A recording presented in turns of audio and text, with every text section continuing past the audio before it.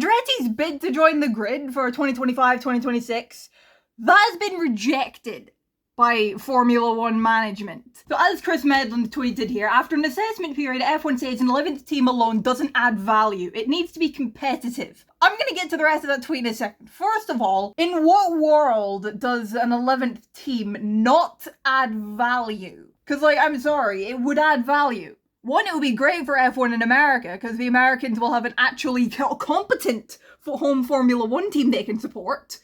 I'm sorry, Cass, but you guys are not freaking very competent. I'm gonna be honest, you're not even that American. And second of all, there would be a better opportunity for F2 champions to get onto the grid, which is something that should happen anyway. They should get the shot, because they've proven that, you know, they can win the last step before F1. They should get the shot in F1. But now the rest of that tweet. While the Andretti name carries some recognition for F1 fans, our research indicates that F1 would bring value to the Andretti brand rather than the other way around. But I disagree. Again, Andretti would bring value to F1. It would be... look, I'm sorry, in what world does Andretti not bring benefit to Formula One? We just saw an article the other day was published about how Andretti, they were really like, they'd hired a load of staff, they were really just like preparing as if they were going to get on the grid. Like, they're serious. F1 has also said it would look differently on an application for 2028 alongside General Motors' planned power unit entry. And Crofty did tweet out something, if I could find it on my freaking timeline. Here we go. Here's a tweet that Crofty made. David Croft, Sky Sports lead commentator. Andretti's bid to join F1 2025 grid for 2025 or 26. Well, that was approved by the FIA. It's been rejected by FOM, the commercial rights holder. While the door remains open for 2028, as I said, he posted conclusion of F1's reports. And as I already said, their assessment has established that the presence of an 11th team wouldn't on its own provide value to the championship.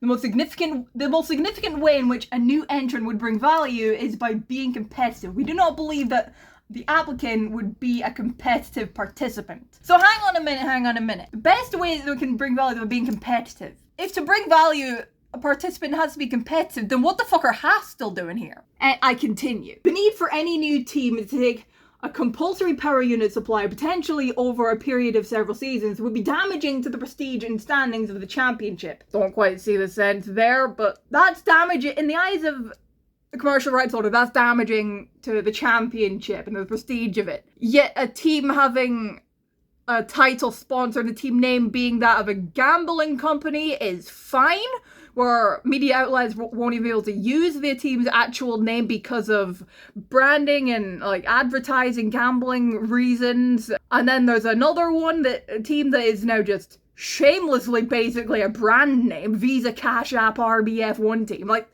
that's not even a real team name, let's be honest on that one. But then of course there's what I said about the Andretti name apparently wouldn't bring value to F1 with the other way around. The addition of 11th team would place an operational burden on race promoters, would subject some of them to significant costs, and would reduce the technical, operational, and commercial spaces of other competitors. That's not a fucking F1, that's not a fucking reason.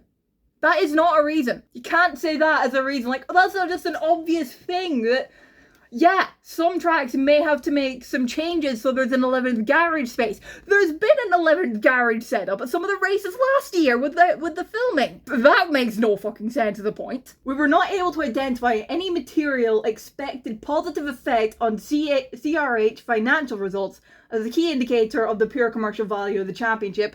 Cannot say I understand a freaking word of what that means. On the basis of the application as it stands, we do not believe that the applicant has shown that it would add value to the championship. How would it not bring value to the championship? As I said, Andretti are serious. They are going for it. We've seen it when they've entered other championships. Andretti, wherever they end up racing, they go in hard. They're serious about it. You know, we've seen that in Formula E. We see that they're serious over in IndyCar. Anyway, we would look differently on an application for the entry of a team into the 2028 championship with a GM power unit, either as a GM Works team or as a GM customer team, designing all allowable components in-house. In this case, there will be additional factors to consider in respect to the value that the applicant would bring to the championship, in particular in respect to bringing a prestigious new OEM to the sport as a PU supplier. I am not seeing F1's logic in rejecting this. I'm really not. Like, seriously, can someone please help me see the logic here? The